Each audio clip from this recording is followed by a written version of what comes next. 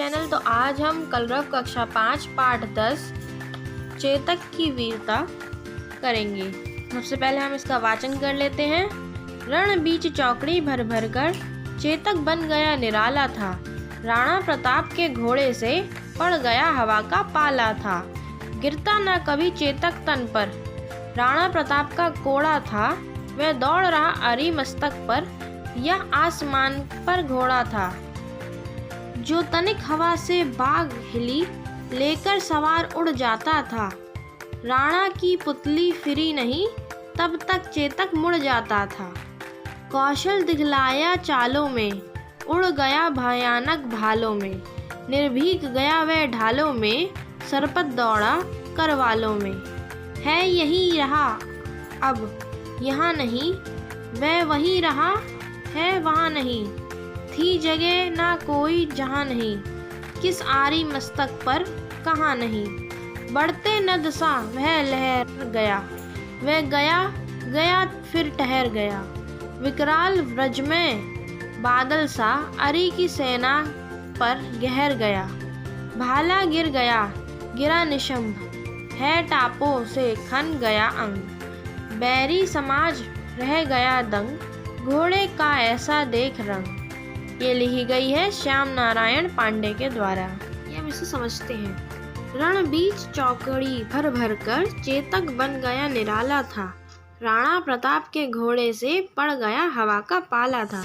मतलब जो रणभूमि होती है उसमें वो चौकड़ी भरता था और एकदम से निराल बिल्कुल अलग सा लगता था।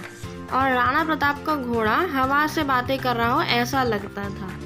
गिरता ना कभी चेतक तन पर, राणा प्रताप का कोड़ा था। वह दौड़ रहा आरी मस्तक पर, या आसमान पर घोड़ा था।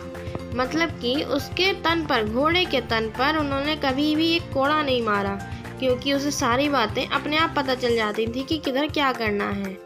और वह ऐसे दौड़ता था जैसे वह आसमान पर दौड़ रहा हो और आसमान का घोड़ा हो। जो तनिक हवा से बाग हिली, लेकर सवार उड़ जाता था। राणा की पुतली फिरी नहीं, जब तक चेतक मुड़ जाता था। मतलब कि राणा प्रताप की जब तक वो नहीं पुतली मतलब आँख नहीं हिलती थी, उससे पहले ही वो मुड़ जाता था कि मुझे किधर मुड़ना, उसे पहले ही पता था। कौशल दिखलाया चालों में, उड़ गया भयानक भालों में। निर्भीक गया वह ढालों में, सर पर दौड़ा करवालों में।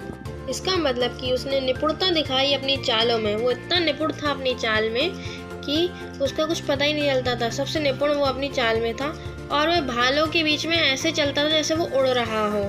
और वो बिना डरे युद्ध भूमि में जाता था और अच्छे से दौड़ता था और सरपट तलवारों के बीच में दौड़ता था।